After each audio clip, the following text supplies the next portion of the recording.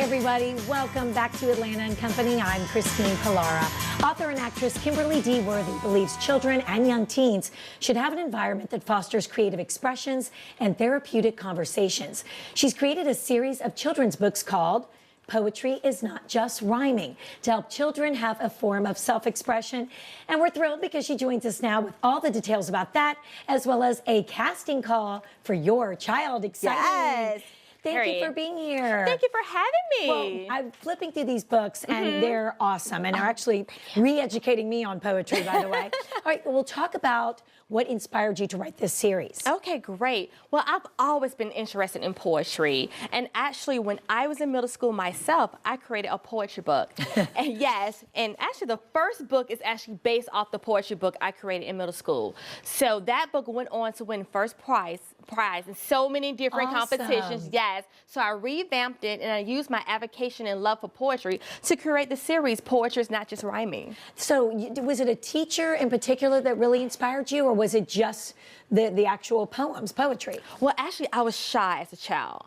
And I had one particular teacher when I was in 7th grade that encouraged me to write down my feelings, write down what was going on in my life. And actually during that same time, we were studying poetry concepts, poetry words.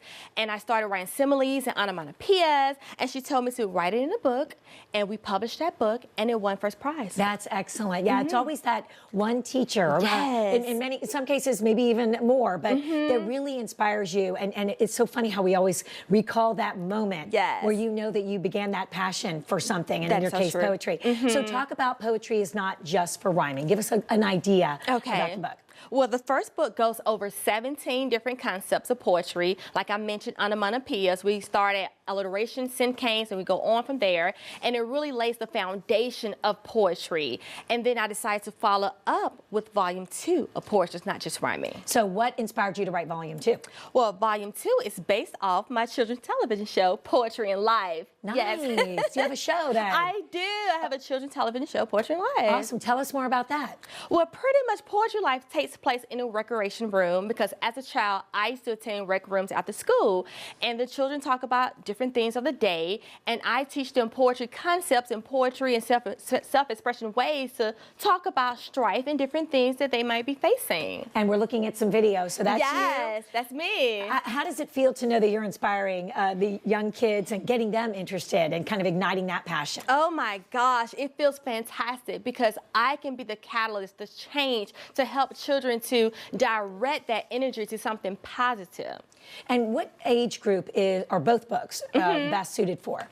Well, definitely from middle school to elementary school. High school students could get a lot from it, but I definitely target the preteen, 10 to 14-year-olds. And you have a casting call that everybody, I know we mentioned in the intro, I want to make sure everyone knows about. So can their child have a chance to get on the show? Definitely. If you email your child's resume and their headshot to poetrylifetv@gmail.com, attention BJ, definitely let us know that you saw us on Atl Company and you're interested in receiving information about our casting call. And give me some feedback on what the kids say, you know, based on being a part of the show and what they're learning. I'm sure you have some great stories. Yes, children love the show as well as their parents. That's the most important part. If you can get a parent interested in what you're doing, the child would definitely be interested. And actually, the show came about during my poetry workshops that I do all around Atlanta. Awesome. Yes, so many parents came to me and said, you know what, I haven't thought about similes for like 20 years from